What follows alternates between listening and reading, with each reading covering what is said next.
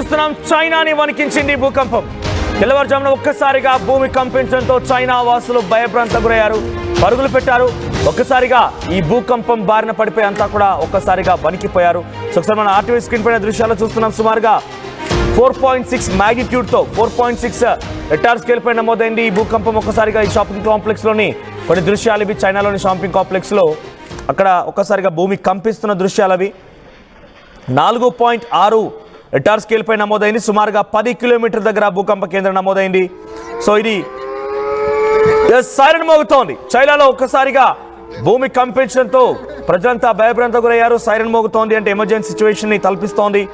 So according to US geological survey ప్రకారంగా 6 గంటల 30 నిమిషాల సమయంలో, అంటే ఈరోజు ఉదయాన్నే 6 గంటల 30 నిమిషాల సమయంలో బవోషాన్ యునాన్ ప్రాంతంలో 10 కిలోమీటర్ దగ్గర ఈ భూకంప కేంద్రం నమోదైంది. అంటే భూమి లోపల 10 కిలోమీటర్ల దూరంలో ఈ భూకంప కేంద్రం నమోదైంది. ఇక్కడ 4.6 ఎర్త్క్వేక్ 4.6 రెక్టర్ స్కేల్ అనేది కొంత మనకి చూడడానికి రెక్టర్ స్కేల్ నార్మల్ గానే ఉంది. ఎల్లో అలర్ట్ జారీ చేశారు, కానీ దీని ప్రభావం ఎక్కువగా ఉంది. ఎందుకంటే 10 కిలోమీటర్ దగ్గరే భూకంప కేంద్రం నమోదైంది కాబట్టి కొంత పెద్ద ఎత్తున ఆందోళన కలిగించే విధంగా ప్రజలంతా కూడా భయభ్రాంతకు గురయ్యారు.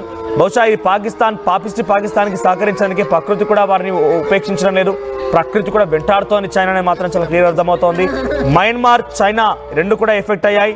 So there have been no immediate reports. ప్రస్తుతానికి ఎటువంటి ఇమీడియట్ క్యాజువాలిటీస్ కానివ్వండి, మేజర్ డ్యామేజెస్ ఉన్నట్టుగా ఇంకా తెలియడం లేదు. కేవలం ఒక గంట క్రితమే చైనాలో ఈ ప్రమాదం జరిగింది. So as per the rural agency of government of India ఎప్పటికప్పుడు మన దగ్గర వచ్చేటువంటి ఎటువంటి పరిస్థితి ఉండబోతోంది ఫ్యూచర్లో. ఎందుకంటే చైనా, మయన్మార్, ఆఫ్ఘనిస్తాన్, పాకిస్తాన్ అన్ని దేశాలను కూడా టర్కీ ఎర్త్క్వేక్స్ను నిత్యం భయభ్రాంతకు గురి చేస్తున్న నేపథ్యంలో మన భారతదేశం పరిస్థితి ఎలా ఉండబోతుంది అనేది ఎప్పటికప్పుడు అంచనా వేస్తున్నారు. సో ప్రస్తుతం మన భారతదేశంలో అరుణాచల్ ప్రదేశ్లో దీని ప్రభావం కనిపించింది. సో అరుణాచల్ ప్రదేశ్ నుంచి 428 కిలోమీటర్ దూరంలో ఈ యొక్క భూకంప కేంద్రం నమోదైంది.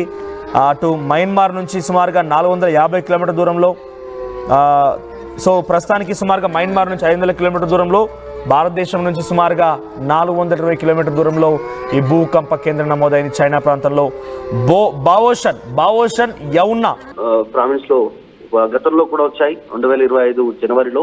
తర్వాత ఇదే మేలో ఈరోజు 16వ తారీఖు 14వ తారీఖు ఎగ్జాక్ట్ 2 రోజుల క్రితం కూడా మళ్ళీ భూకంప తీవ్రత వచ్చింది.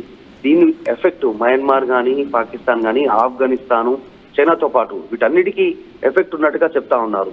ఇక్కడ లోపల ఈ తీవ్రత సంబంధించినటువంటి దాంతో ఏ దేశాలు ఎఫెక్ట్ అవుతా ఉన్నాయి భూకంప తీవ్రత కేంద్రం నుంచి అనేటువంటిది నేషనల్ సెంటర్ ఫర్ సెస్మాలజీ వాళ్ళు గుర్తించారు. దీనికి సంబంధించి డీటెయిల్స్ తెలుసుకుంటున్నారు. దీనికి గల కారణాలేంటి, పదే ఎందుకు భూకంపం అక్కడే సంభవిస్తా ఉంది, ఆ ప్రాంతాల్లోనే మ్యాగ్నిట్యూడ్ ఆ ప్రాంత ఏరియాలోనే ఎందుకు వస్తుంది అనేటువంటి తెలుసుకునే ప్రయత్నం చేస్తా ఉన్నారు.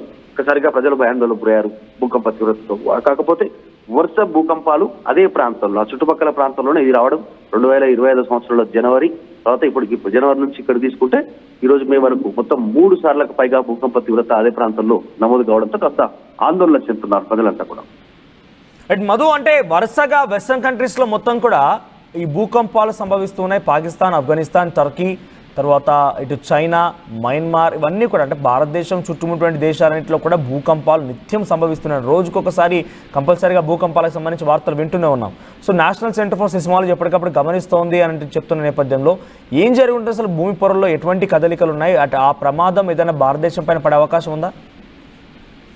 అంటే ఆఫ్ఘనిస్తాన్ లో 4 గంటలకు సంభవించినట్టుగా తెలుస్తా ఉంది ఇదే భూకంపం, ఇదే రోజు దీనికి సంబంధించి ఈ రోజే. తర్వాత వీళ్ళకు 6 గంటల 30 నిమిషాలకు ఈ భూకంప తీవ్రత చైనాలో కనపడింది. తర్వాత ఆఫ్ఘనిస్తాన్, టర్కీలో ఉన్నటువంటి కొన్ని కీలకమైనటువంటి నగరాల్లో కూడా ఈ భూకంప తీవ్రత సంభవించినట్టుగా తెలుస్తా ఉంది.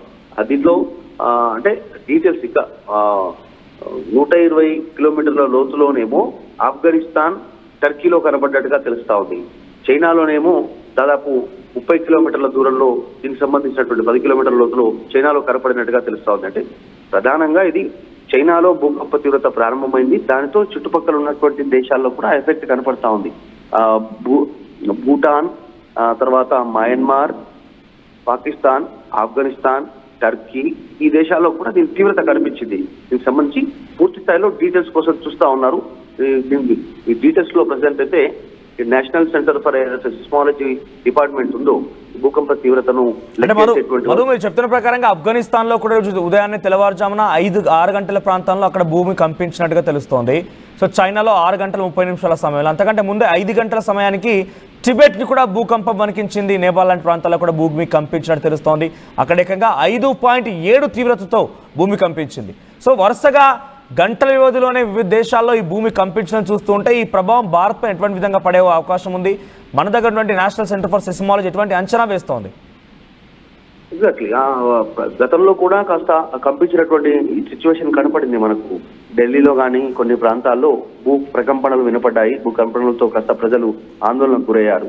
ఈ మధ్య కాలంలో ఈ భూకంప తీవ్రత పెరుగుతూ పోతా ఉంది. దానికి రీజన్ ముఖ్యంగా భూకంప కేంద్రాలైనటువంటి ఆ ప్రాంతాలలో కదలికలు, లోపల ఉన్నటువంటి ప్లేట్స్ ఏవైతే ఉంటాయో ఆ భూమికి సంబంధించినటువంటి అడ్జస్ట్మెంట్ సందర్భంగా భూకంప తీవ్రత ఎక్కువగా ఉంటుంది.